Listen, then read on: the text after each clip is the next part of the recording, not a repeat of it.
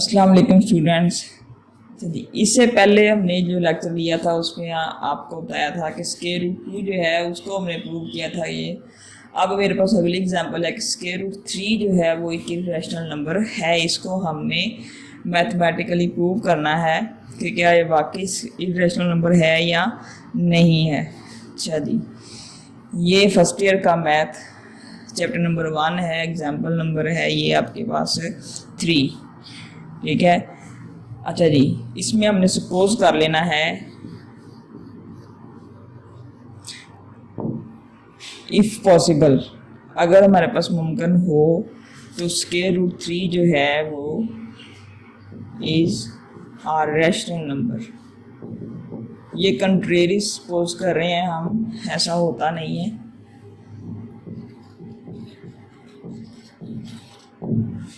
Square root 3 is rational number, ये हमने suppose किया है।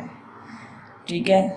जब ये रैशनल नंबर है तो इसके मुताबिक स्क्वायर रूट 3 जो है वो p बटा q की शक्ल में लिखा जा सकता है, जब k मेरे पास p और q जो है वो इंटीजर्स हैं और q जो है वो 0 के बराबर नहीं है। ठीक है, ये रैशनल नंबर की डेफिनेशन है।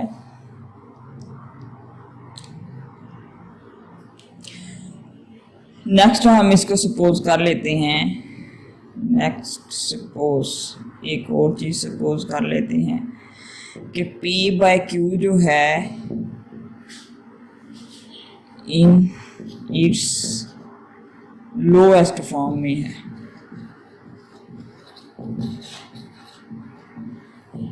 ठीक है, ये अपनी लोएस्ट फॉर्म में है। लोएस्ट फॉर्म मैंने आपको पहले भी बताई है।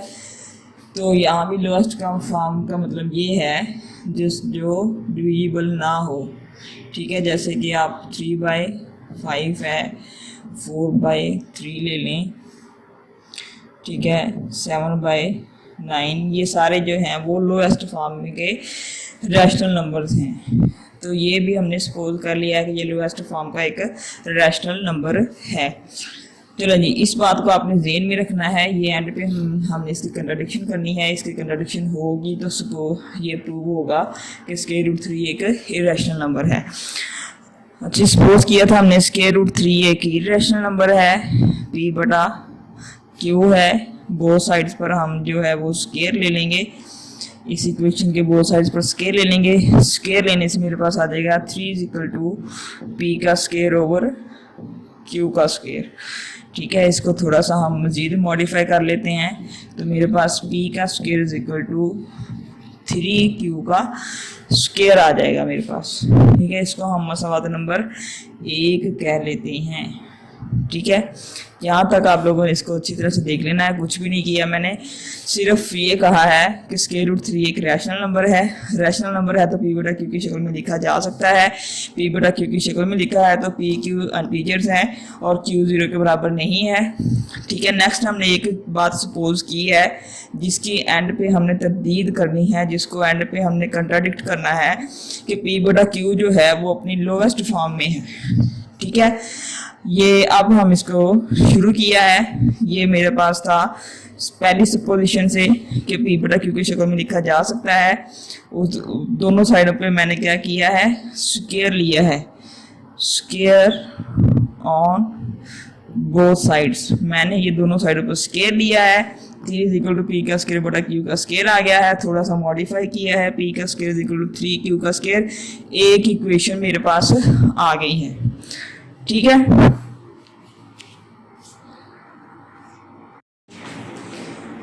चलें जी, अब आप देखें ये जो मसवात नंबर 1 है इसकी राइट हैंड साइड और लेफ्ट हैंड साइड दोनों को देखें तो राइट हैंड साइड पे मेरे पास 3 है। 3 एक मेरे पास प्राइम नंबर है, तो यहाँ पर राइट हैंड साइड का मेरे पास 3 जो है वो फैक्टर है। तो इसी तरह से अगर इक्वल में लिखा है तो लेफ्ट हैंड साइड पे भी 3 का ही फैक्टर होगा। तो इसको हम थोड़ा सा, इस लॉजिक को आपने समझना है कि p का जो स्क्वायर है वो = 3q का स्क्वायर है। राइट हैंड साइड पर ये राइट हैंड साइड है, यहाँ पर 3 इसका फैक्टर है, तो इसी तरह से लेफ्ट हैंड साइड पर भी इसका 3 जो है या 3 का मल्टीपल कोई नंबर जो है वो फैक्टर होगा, क्योंकि 3 प्राइम है तो प्राइम फैक्टर होगा। लेकिन यहाँ पर स्क्वायर होने की वजह से, ठीक है, इसके ऊपर स्क्वायर होने की वजह से जो प्राइम है उसका ट्वाइस जो है वो इसका फैक्टर बनेगा। ये स्क्वायर की वजह से प्राइम जो है वो इसका फैक्टर बनेगा ट्वाइस, ये इसका फैक्टर बनेगा। ठीक है, इसकी जगह पर हम ये लिखेंगे, इसको आप थोड़ा सा और दोबारा से देख लें। राइट हैंड साइड पर 3 जो है वो इसका मल्टीपल है q का, तो लेफ्ट हैंड साइड पर b जो है वो एक प्राइम नंबर ही इसका मल्टीपल होगा। तो एक प्राइम जब हम कोई मल्टीपल लिखते हैं किसी स्क्वायर नंबर का, ये एक स्क्वायर नंबर है ना, पूरा p का स्क्वायर, ये पूरा स्क्वायर नंबर है, तो फिर हम 3 का ट्वाइस लिखेंगे। अगर यहाँ पर मेरे पास 5 होता तो हम 5 का ट्वाइस लिखते, तो 3 का ट्वाइस क्या है 9, तो 9 जो है वो इसका मल्टीपल बन जाएगा। तो ये मेरे पास जो है इक्वेशन अब बन जाएगी 9p prime square is equal to 3q का स्क्वायर। ठीक है, इसको अब हम थोड़ा सा मॉडिफाई करें मजीद, तो ये मेरे पास बन जाता है 3p प्राइम का square is equal to q का स्क्वायर। ठीक है, इसको दोबारा से आप देख लें थोड़ा सा। ये जो मसौदा नंबर 1 निकाली है मैंने, इसमें 3 इसका मल्टीपल है राइट हैंड साइड पर, तो लेफ्ट हैंड साइड पर भी इसका मल्टीपल होगा जो कि 3 का ट्वाइस है, वो हमने लिख लिया है इसको। ये मेरे पास थोड़ा सा मॉडिफिकेशन करने के बाद इक्वेशन ये वाली हासिल हो गई है। ठीक है, अच्छा जी, इसको आप 3 नंबर का नाम दे दें और ये आपके पास है 2 नंबर।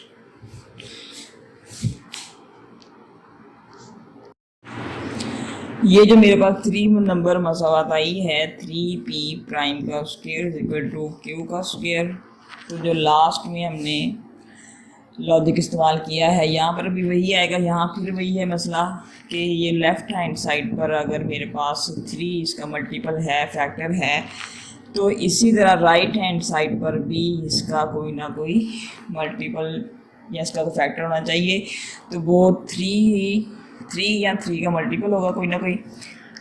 ठीक है, तो उसी तरह जिस तरह हमने पहले लिखा था, हम कहेंगे कि q का स्क्वायर जो है वो इक्वल टू 9q डैश का स्क्वायर है।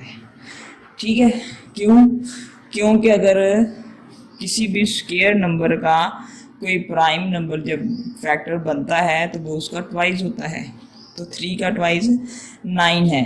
तो अब मेरे पास जो है वो 3 इक्वेशन जो है वो बन जाएगी 3p प्राइम का square is equal to 9q prime का स्क्वायर बन जाएगा मेरे पास। ठीक है, ये फिर ख़त्म हो जाएगा आपस में 3 9, तो ये p prime square is equal to 3q prime का स्क्वायर, ये मेरे पास एक इक्वेशन नंबर 4 आ गई है। इसको भी आपने याद रखना है।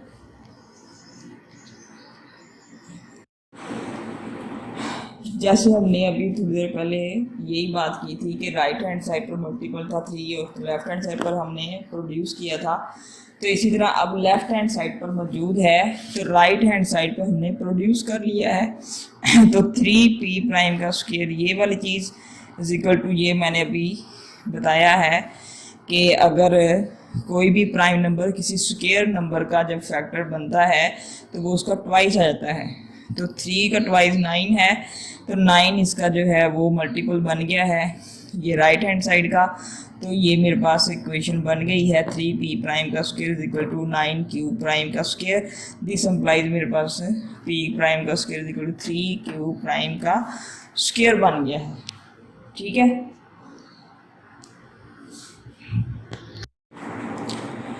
अच्छा, ये 4 मसवातें हमें हासिल हुई हैं जो भी हमने अब तक सोल्यूशन निकाला है। तो इन चारों मसवातों का हम बारी बारी कंपेयर करेंगे। पहले हम इन दो को कंपेयर करेंगे आपस में, फिर हम इन दो को कंपेयर करेंगे आपस में। क्या करना था हमने, जो शुरू में हमने सपोज किया था कि पी बटा क्यू अपनी लोएस्ट फॉर्म में है, उसको कंट्राडिक्ट करना है। ठीक है, तो ये 1 और 2 को कंपेयर करेंगे, कंपेयरिंग 1 एंड 2। तो आपके सामने लिखी हुई हैं 1 एंड 2। तो p का square is equal to 3q का स्क्वायर है एक, और दूसरी है 9p प्राइम का square is equal to 3q का स्क्वायर। ये q और ये q इसको जो है वो कंपेयर कर रहे हैं, तो ये मेरे पास बन जाएगा p का square is equal to 9p prime का स्क्वायर। ठीक है, यहाँ से थोड़ी सी अगर हम अगर इस्तेमाल कर लें अपनी, तो ये 3p ये बन गया, ये स्क्वायर इस स्क्वायर के साथ कट गया, और मेरे पास आ गया p is equal to 3p prime. इसको आप कह लें अल्फा। ठीक है, अल्फा ये मेन मेरे पास है। इसके बाद जो है वो मैंने कंट्राडिक्ट करना है। आपसे नेक्स्ट पार्ट जो है वो 3 और 4 को आपने कंपेयर करना है, लेकिन आप 3 और 4 को थोड़ा सा देखें, थोड़ा सा इस पर अगर हम गौर फरमाएं, तो 3 पाइन प्राइम का स्क्वायर इक्वल टू क्यू का स्क्वायर। और नीचे वाली मसवाद अगर आप देखें तो वो है p प्राइम का square is equal to 3q prime का स्क्वायर। इसमें तो कोई भी किसी को कंपेयर नहीं कर रहा, तो अगर बनता है तो ये कंपैरिजन बनता है। लेकिन मेरे पास जो है वो यहाँ पर 3 है, यहाँ पर 3 नहीं है, तो मैं इसको 3 से मल्टीप्लाई कर देती हूँ। तो 3 प्राइम और 9q प्राइम का स्क्वायर, अब ये और ये आपस में कंपेयर हो जाएंगे, तो ये मेरे पास बन जाएगा q का square is equal to 9q prime का स्क्वायर। अगर आप लोगों को ये लग रहा है कि हम इसी से डायरेक्ट मल्टीप्लाई कर देते, ये कंपेयर कर देते इसको इसके साथ, तो ऐसा नहीं हो सकता था, क्योंकि मुझे यहाँ पर जो है वो 3p यहाँ पर चाहिए। ठीक है, तो ये थोड़ा सा इसको करना ज़रूरी है। चलेंगे, ये अब उसी तरह से जिस तरह हमने इसका स्क्वायर ख़त्म किया है, इसका भी स्क्वायर ख़त्म कर देंगे। स्क्वायर और स्क्वायर, ये स्क्वायर स्क्वायर से ख़त्म हो गया। मेरे पास आ गया है q is equal to 3q prime. ये बीटा इक्वेशन बन गई है, ये दो मेन इक्वेशन मेरे पास बन गई हैं। ठीक है,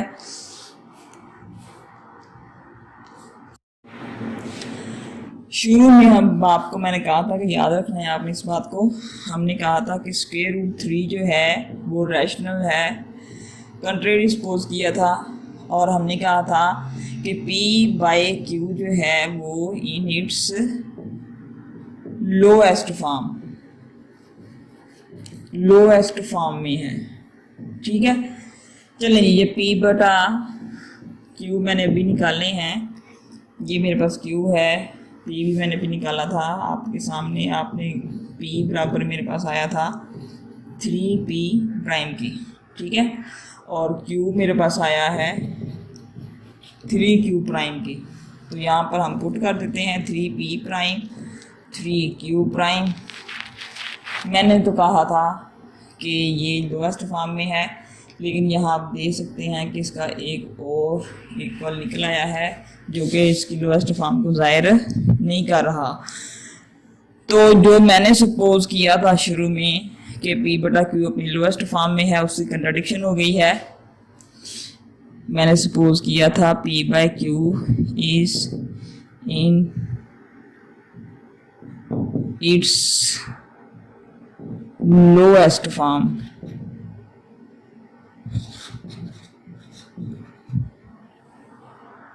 ठीक है, इसकी कंट्राडिक्शन हो गई है।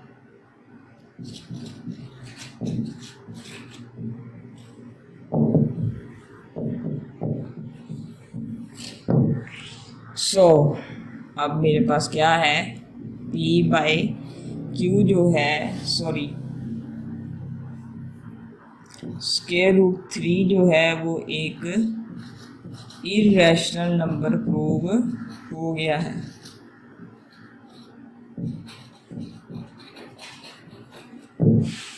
ठीक है,